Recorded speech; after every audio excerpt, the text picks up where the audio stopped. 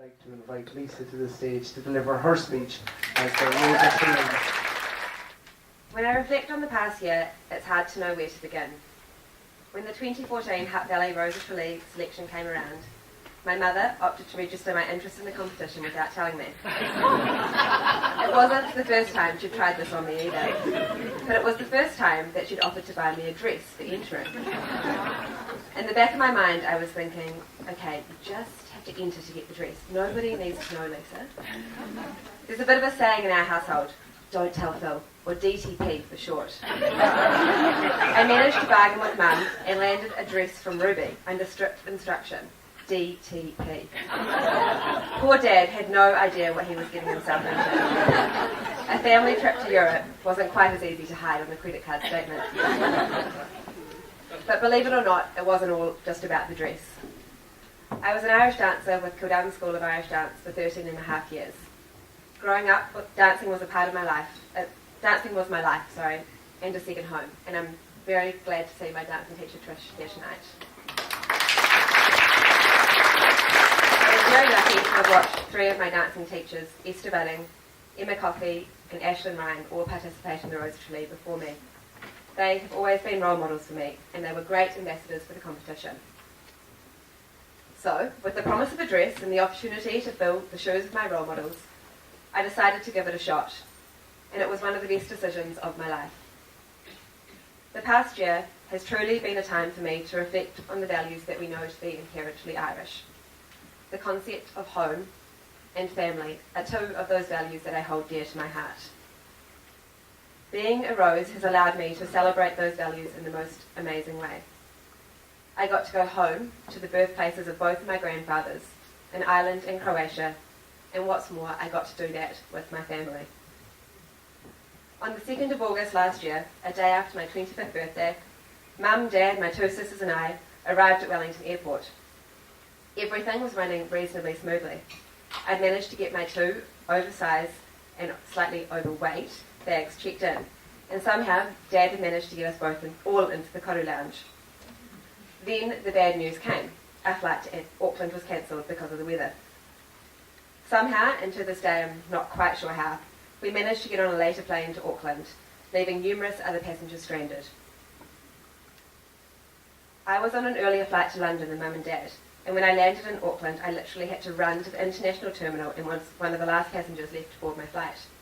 The whole time I was stressed about my luggage. It didn't seem logistically possible for my bags to have made it onto the plane given the rush that I was in.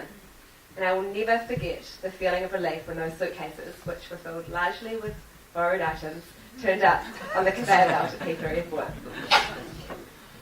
After visiting family in London, we boarded the plane to Croatia. When I ran the Rose of Tralee in Christchurch last year, I made a promise to Dad that we'd add Croatia to the itinerary. Dad's father was born in Briesta, a fishing village just outside of Dubrovnik, and Dad has had to put up with a lot of things Irish in his time. Being married to my mother and having daughters that dance. So it was particularly important to me that this trip, which was about celebrating our Irish heritage, incorporated something for him too. Meeting my granddad's side of the family and seeing where he was born was the perfect start to a grassroots trip. I then flew directly to Dublin, where the Rose of Tralee all began. I was greeted at Dublin Airport with a personal welcome on the arrival board, my first taster of stardom. According to my colleagues at Battle Finlay, who were following me on Paddy Power, my odds were doing quite well until the point when I actually landed in Ireland. Obviously, I wasn't quite what they expected from the photos, or perhaps it was the accent. We stayed in Dublin for a couple of nights, where we did all the touristy things, including getting our official Guinness pouring licence, and then we set off on the Rose Tour all around Ireland. We stopped off at many places around the way, and the streets were always lined with people to welcome us.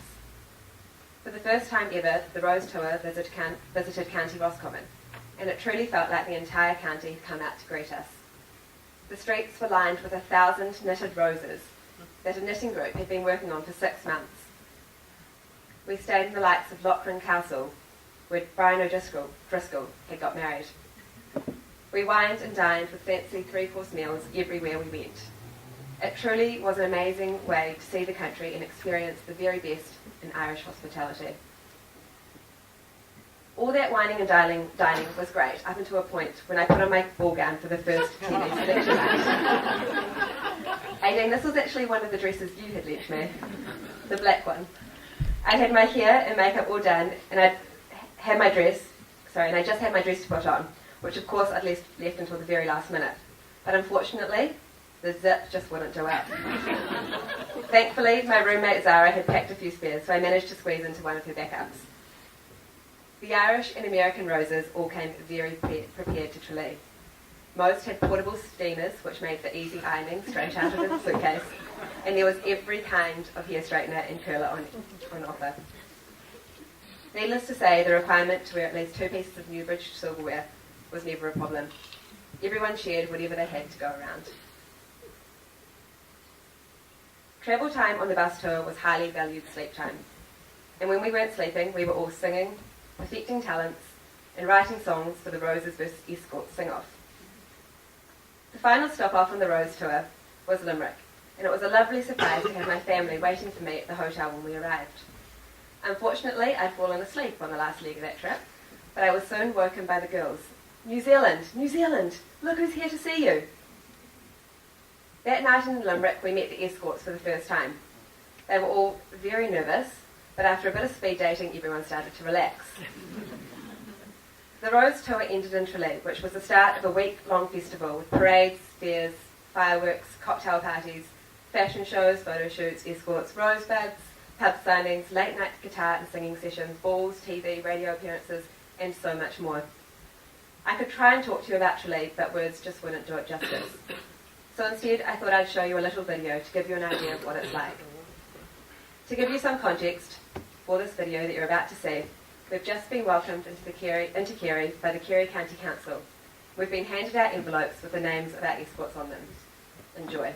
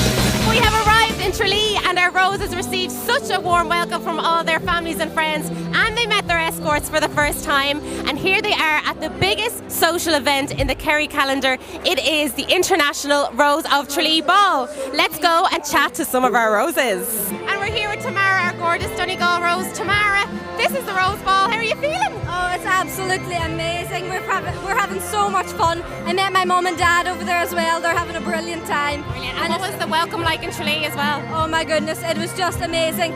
Nothing can prepare you for what it's really, really like. Everybody's telling you, you know what their experience of it was like, but it's 10 times better than you could ever imagine. And I have to ask you the all-important question. You met your escort. I did, yes. And what's his name? What's he like? My escort's name's Seamus, and he's lovely, very, very nice guy.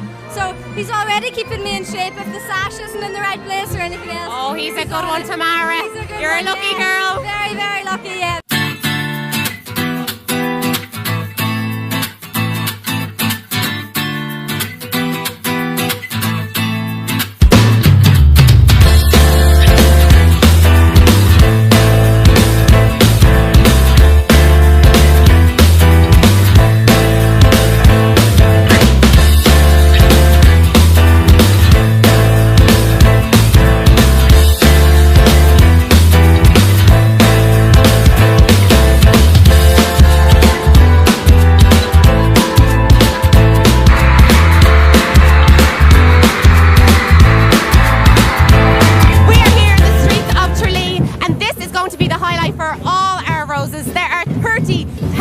people here on the streets, and as you can see, the fun is only beginning.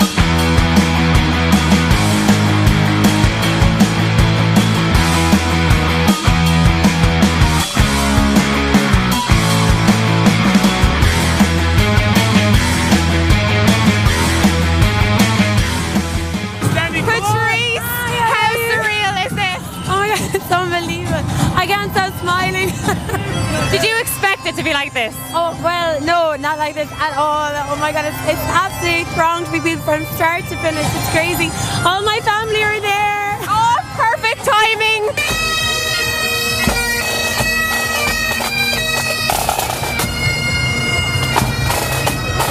Teresa, how are you getting on? Oh my God, it's absolutely amazing. Nobody could prepare you for this. It's absolutely unbelievable.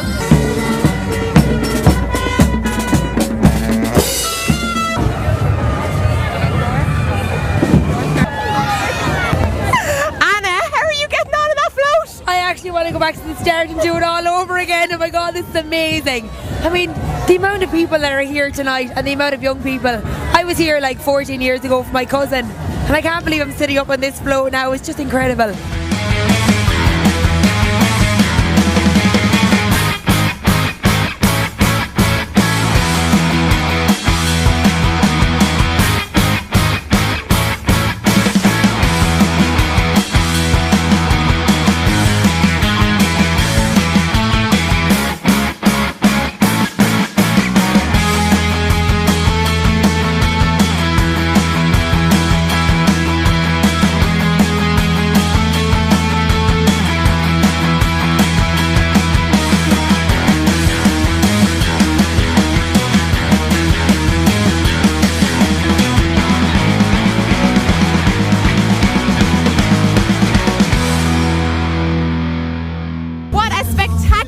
To finish off the 2014 Rose of Tralee Parade, and there is still so much more fun that lies ahead for our Roses.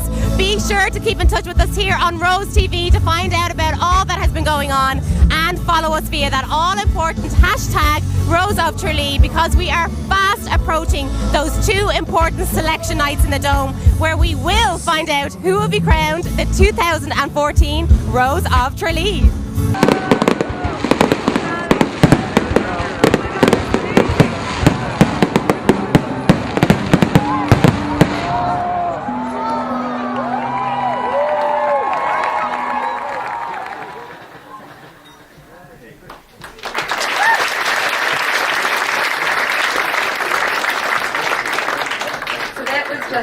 One night in Tralee, imagine that times 5, and as you can see, people literally go crazy and flock to the town to see the Roses. Up until the point where we got off the bus, I thought that escorts were just for fun and show, but they actually serve a purpose. People are pulling you in all directions to sign your name and smile for a selfie. For this reason, we had certain days and times blocked out for Rose signings, where we literally sat in a pub and signed the autograph books of little boys and girls for 3 hours. I was lucky to have the support of my Irish family in Ireland. They went to great lengths to surprise me along the way on the Rose Tour, come see me in Tralee, and make oversized industrial weight posters, which you can see were essential, for the TV selection night. It was wonderful to be able to share in the experience with them. The friends you make are friends for a lifetime, and I feel particularly lucky to have had Maria Welsh, the 2014 Rose of Tralee winner, come stay with my family on a trip down under a couple of weeks ago. I was also very lucky to have the support of Kieran from the Taranaki Irish Society over in Ireland with me. Kieran was the first New Zealand male selected to be an escort at the International Festival, and he did a wonderful job escorting the lovely Dublin Rose. Kieran caught the rose bug when he went to Tralee with the 2012 Taranaki Rose and New Zealand Rose Alana Marshall. Unfortunately, he cannot be here tonight as he has just gone overseas, but he shares many of the same memories as I do, and we often catch up about the fun times we had. So guys, there's nothing stopping you from applying to be part of the Rose of Tralee too. Ryan. Christy.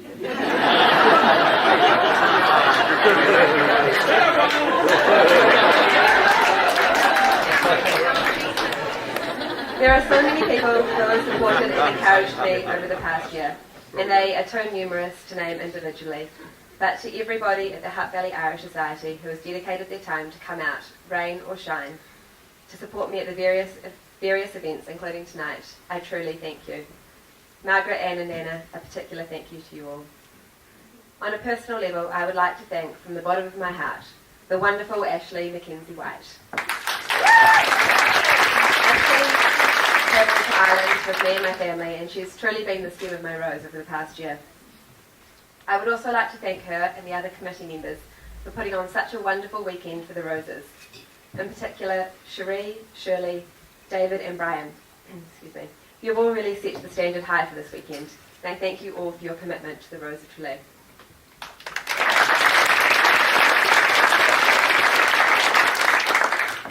I must also extend my thank yous to my wonderful godmother, Mary Ellen, and her husband, John Lane, who have sponsored this event tonight and made, and also some of my outfits in Tralee. My wonderful colleagues at Battle Finlay, who got right in behind me and organised a breakfast for the morning of my TV viewing. The very generous people who lent me outfits for Tralee, Aideen and the Lawson family, I'm looking at you. My fantastic friends, particularly the rowdy ones down the back who have come out tonight.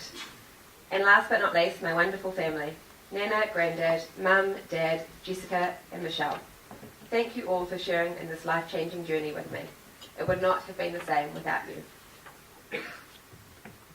Those close to me will know that my biggest reason for entering the Rose of Tralee was my granddad Mick. Granddad was born in County Clare and immigrated here 52 years ago. I will never forget how much his eyes lit up when I first told him that I was actually going to enter this year, and I will be forever grateful to my mum for making it all happen in 2014. Being able to share in the Rose of Tralee with him was truly the best part of the whole thing. My wonderful techno-savvy Nana was able to keep up with everything via Facebook, and I know that it brought him so much happiness seeing us over there reuniting with his family and celebrating the Irish diaspora that he embodied.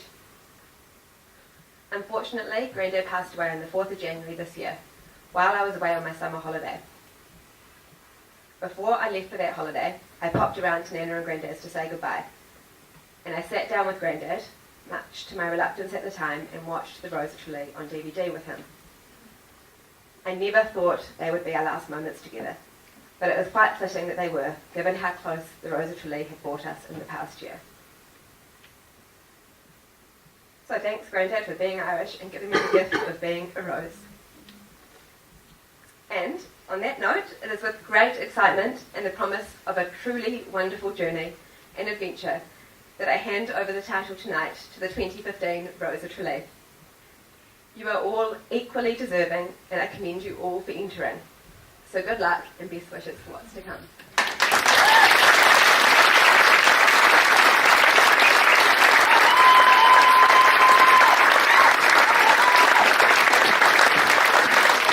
What an awesome ambassador, guys. A very proud mother and father. And a few tears there from Mammy, and how could you not? What a wonderful daughter. Ladies and gentlemen, another round of applause, please.